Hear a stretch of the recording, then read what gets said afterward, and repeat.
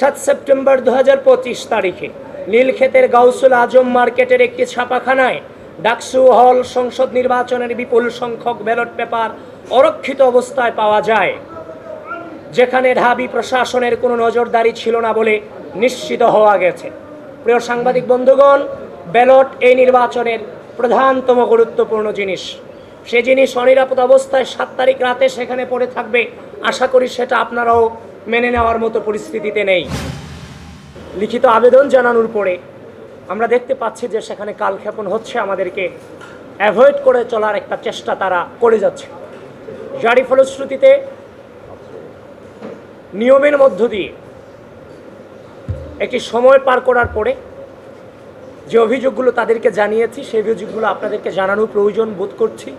যারই ফলশ্রুতিতে আজকে আমরা এই সংবাদ সম্মেলনের আহ্বান করেছি এবং আমি ডাকসু হল সংসদ নির্বাচন 2025-এ নির্বাচনকালীন অনিয়ম ও অসঙ্গতির বিষয়ে আমাদের অবস্থান স্পষ্ট করছি। ভোটারকে নির্দিষ্ট প্যানেলের পক্ষে ভোট দেয়া ব্যালট পেপার সরবরাহ এবং ভোটার উপস্থিত হবার আগেই ভোটার তালিকায় উপস্থিতির স্বাক্ষর দিয়ে দেয়া সহ নানাবিধ জালিয়াতির সংবাদ নির্বাচন চলাকালীন সময়ে গণমাধ্যমে প্রকাশিত হয়েছে।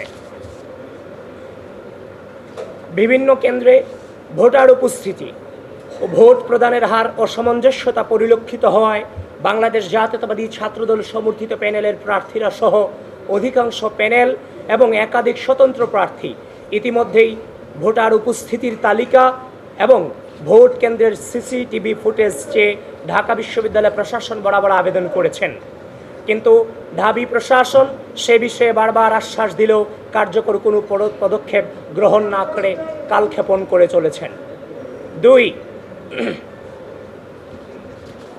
2019 সালের সর্বশেষ ডাকসু হল সংসদ নির্বাচনে ব্যালট পেপারে ক্রমিক নং না থাকায় ছাত্রলীগ নীরবে ভোট কারচুপির সুযোগ তৈরি করতে পেরেছিল, কিন্তু দুঃখজনকভাবে এবারের নির্বাচনে ব্যবহৃত ব্যালট পেপারেও কোনো ক্রমিক নম্বর ছিল না। এছাড়াও ছাপানো ব্যালট পেপারের সংখ্যা, ভোট কেন্দ্রে সরবরাহকৃত, ব্যবহৃত এবং বাতিল হওয়া ব্যালট পেপারের সংখ্যা এবং ভোট গ্রহণ শেষে ফেরতকৃত ব্যালট পেপারের সংখ্যা এখনও পর্যন্ত কোথাও প্রকাশ করা হয়নি। এমনকি বারবার জানতে চাওয়ার পরেও এ সংক্রান্ত তথ্যাদি কেন্দ্রে দায়িত্বরত পুলিং এজেন্টদেরকে জানানো হয়নি। ফলাফল প্রকাশের পর উল্লেখিত অভিযোগগুলো নিয়মানুসারে চিফ রিটার্নিং অফিসার বরাবর দায়ের করতে গেলে তিনি এসব বিষয়ে ঢাবি প্রশাসনের সাথে যোগাযোগের পরামর্শ দেন।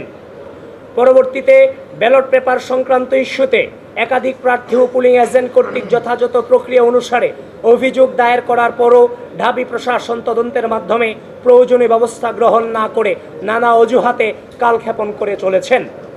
প্রিয় সাংবাদিক বন্ধুগণ, আমরা তাদেরকে যথেষ্ট সময় দিয়েছি, আমরা তাদের কাছ থেকে সময় নিয়েছি, এর প্রক্রিয়ার মধ্য দিয়ে কিন্তু সময় নিয়েই আপনাদের সামনে উপস্থিত হয়েছি।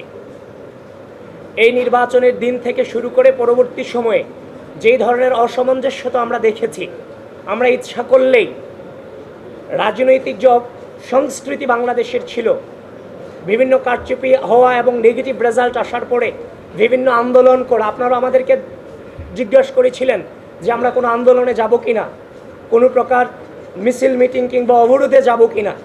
আমরা বলেছি আমরা প্রক্রিয়া অনুসরণ করে আমরা সামনে এগুচ্ছি, অতি দ্রুতই আপনারা আমাদের অবস্থান সম্পর্কে জানতে পারবেন। সুতরাং আমরা কিন্তু পূর্বের রাজনৈতিক সংস্কৃতি থেকে বেরিয়ে এসে ধৈর্যের পরিচয় দিয়েছি এবং একটি প্রক্রিয়া অনুসরণ করে বিশ্ববিদ্যালয় প্রশাসনের সাথে এবং আপনাদের সম্মুখে আজকে আসা সম্পূর্ণ প্রক্রিয়া অনুসরণ করে আমরা এখানে এসেছি। এজন্য বাংলাদেশ জাতীয়তাবাদী ছাত্রদলকে আমি ধন্যবাদ জানাতে চাই যে তারা ধৈর্য ধারণ করেছে এবং পূর্বের যে রাজনৈতিক সংস্কৃতি সেটা থেকে বেরিয়ে এসে নতুন বাংলাদেশের নতুন রাজনৈতিক সংস্কৃতি প্রচলনে তারা গুরুত্বপূর্ণ ভূমিকা রেখেছে। নির্বাচনে ব্যবহৃত ব্যালট পেপার কোন প্রেস থেকে ছাপানো হয়েছে সে বিষয়ে কোনো তথ্য প্রকাশ করা হয়নি। অনিরাপদ ছাপাখানা থেকে ফাঁস হওয়া নকল ব্যালটের মাধ্যমে ভোট কারচুপির অভিযোগ ইতিমধ্যেই এসেছে। উল্লেখ্য যে 7 সেপ্টেম্বর 2025 তারিখে নীলক্ষেতের গাউসুল আজম মার্কেটের একটি ছাপাখানায় ডাকসু হল সংসদ নির্বাচনের বিপুল সংখ্যক ব্যালট পেপার অরক্ষিত অবস্থায় পাওয়া যায়, যেখানে ঢাবি প্রশাসনের কোনো নজরদারি ছিল না বলে নিশ্চিত হওয়া গেছে। প্রিয় সাংবাদিক বন্ধুগণ, ব্যালট এই নির্বাচনের প্রধানতম গুরুত্বপূর্ণ জিনিস। সে জিনিস অনিরাপদ অবস্থায় 7 তারিখ রাতে সেখানে পড়ে থাকবে। আশা করি সেটা আপনারাও মেনে নেওয়ার মতো পরিস্থিতিতে নেই। এবং আমরা সে অভিযোগ নির্বাচনের দিন পেয়েছি, এবং যিনি সেদিন তিনিও নির্বাচন করেছিলেন, যিনি সেখানে ছিলেন, তার বুকমার্ক আনতে গিয়ে সারেজমিনে সেখানে যিনি উপস্থিত ছিলেন এবং যিনি সে ছবি তুলেছিলেন, ব্যালট পেপারের ছবি তুলেছিলেন, তিনিও আজকে সংবাদ সম্মেলন আমাদের সামনে উপস্থিত আছেন। প্রিয় বন্ধুগণ, আমরা নির্বাচনের দিন যখন এই ছবি পেয়েছি, আমরা বিশ্বাস করতে চাইনি। নানান বাস্তবতার কারণে কিংবা ব্যস্ততার কারণে আমরা সেটাকে এড়িয়ে গিয়েছিলাম। কিন্তু পরক্ষণেই যখন দেখতে পেলাম তার নিজ হাতে ছবি তোলা এই যে ব্যালট পেপারের ছবি, এবং যে আঙ্গুল দেখছেন, সে আঙ্গুলও কিন্তু সেই ছেলেটারই আঙ্গুল। এবং সেখানে আমরা সেই ফোন থেকে আমরা আইফোনে ছবি তোলা, সেখানে 7 সেপ্টেম্বর 2025 রাত 12:57 AM লেখা আছে। সুতরাং এটাকে ভুল প্রমাণিত করার কোনো সুযোগ আমাদের হাতে কিংবা আপনাদের হাতে নেই।